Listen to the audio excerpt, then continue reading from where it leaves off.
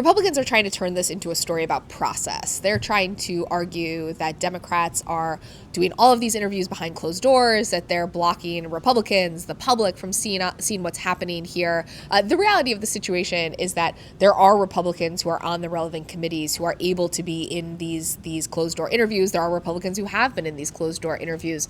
But Republicans right now feel like their strongest argument is to focus on the process of the impeachment inquiry rather than the substance of it.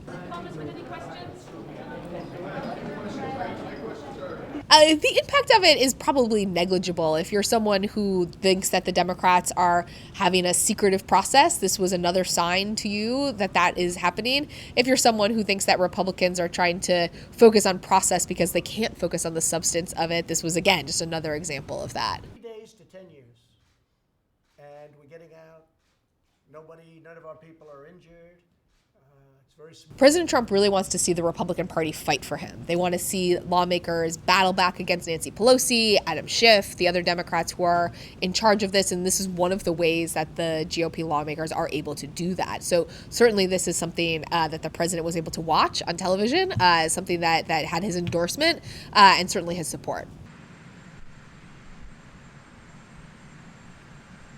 Democrats say that this is just proof that Republicans can't defend Trump on the merits of the investigation, that they can't come out and say, we believe that he did the right thing in his conversations with Ukraine. They can't come out and defend him based on what these witnesses are saying behind closed doors. So they see this as a sign of desperation.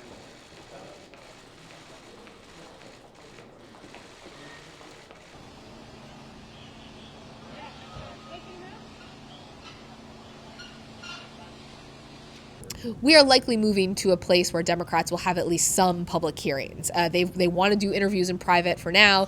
They do expect that at some point they will do something in public before getting to an impeachment vote. But right now we're seeing Democrats walk through a very methodical process. They're moving quickly, but they are moving methodically, trying to build this case against the president, gather all of the information they need so that they can go into these public hearings with what they feel is the strongest case possible to make this argument for impeachment and to make it in a way that tries to bring along public opinion with it.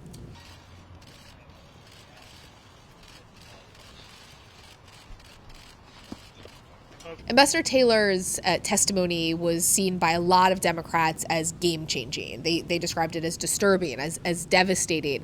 Much of what he said is in line with what other witnesses have said previously. There are also pieces of his testimony, though, that need to be corroborated by witnesses coming in the next few days and weeks. But certainly he laid out a picture of a president who was seeking to have Ukraine investigate his political rivals in exchange for military aid, for a meeting at the White House, and he did so in great detail.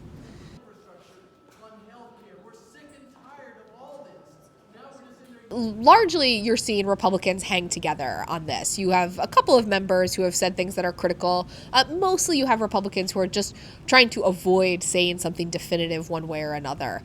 But even though you have Republicans who are upset with the president on other issues, the situation in Syria, for example, you aren't really seeing much of a break in the party on the question of whether the president should be impeached or not.